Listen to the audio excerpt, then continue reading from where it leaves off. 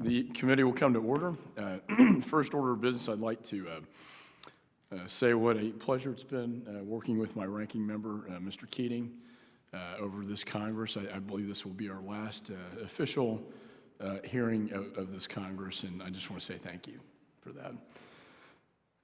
The committee will come to order. The purpose of this hearing is to discuss the findings from the subcommittee's majority investigative report entitled A Line in the Sand, Confronting Crime, Violence, and Terror at the Southwest Border, and how the issues identified in the report may impact American national security.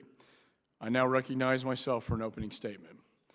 International terrorist networks are expanding their ties to ruthless Mexican drug trafficking organizations and creating risks to our nation's borders and possible attack on our homeland. These are findings from our subcommittee's investigative report released yesterday.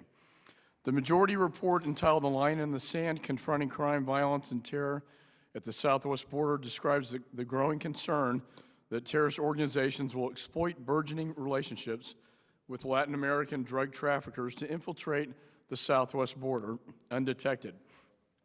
Specifically, Iran is attempting to cement relations with certain Latin American countries to expand its influence and challenge the United States. Iran has cultivated stronger relationships with Venezuela.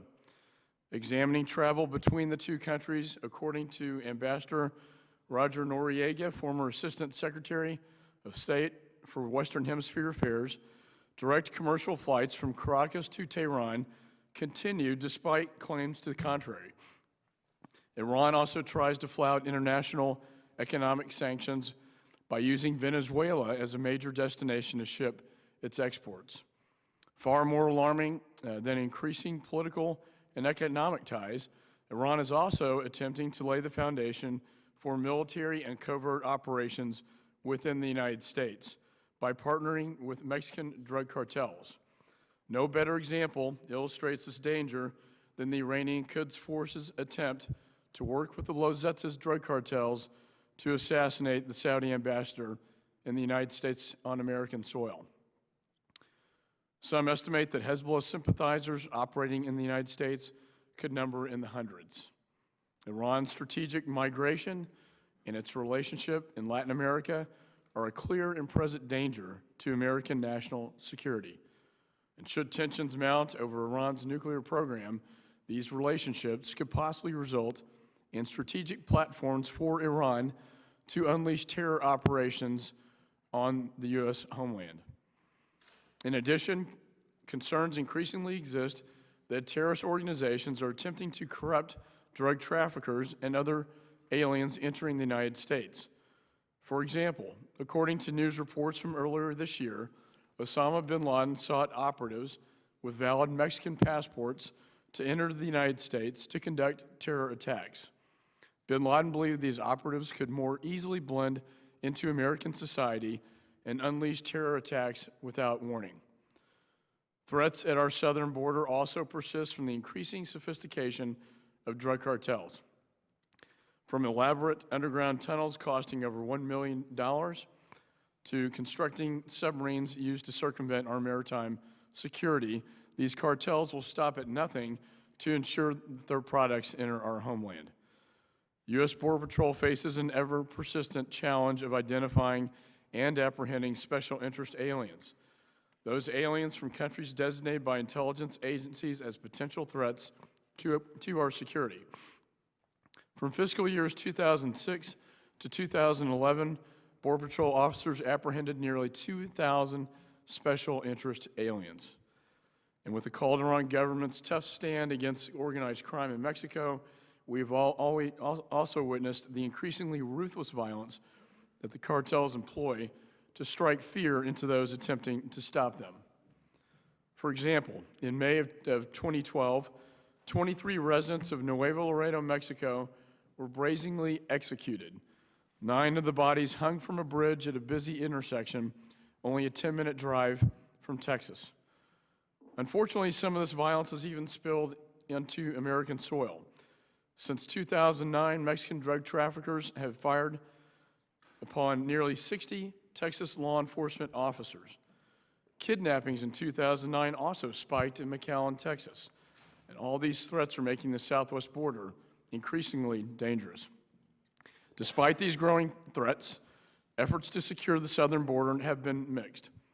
Border enforcement security teams, or BEST teams, have combined federal, state, and local resources and have had a significant positive impact since their creation in 2005, such as seizing over 13,500 weapons and investigations resulting in 4,500 convictions. The Texas Department of Public Safety initiatives have also had an effect in reducing border crime, apprehending illegal drugs, and fostering improved law enforcement relationships, resulting in improved information sharing. However, with these successes, our efforts to secure the border have experienced challenges, the most high-profile of which, the Secure Border Initiative Network, or SBI-NET, failed to meet expectations and resulted in little return to its $1 billion investment. Due to the challenges with SBI-NET, the administration abandoned the goal of securing the southern border to instead focus first on the Arizona border. But we still may be years away from effectively securing Arizona, and no definite time frame for securing the rest of the southern border exists. DHS reported in late 2011 that it could respond to illegal activity along 44% of the southwest border, leaving 7,500 border miles inadequately protected.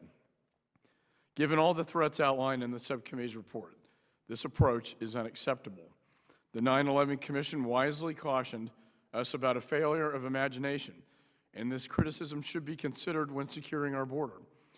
The next Congress and administration need to develop an achievable plan to comprehensively secure our southern border by identifying the threats to our border and developing a plan to better secure them. This hearing can be a first step towards a significant issue that we will need to address in the next Congress: reforming our immigration system.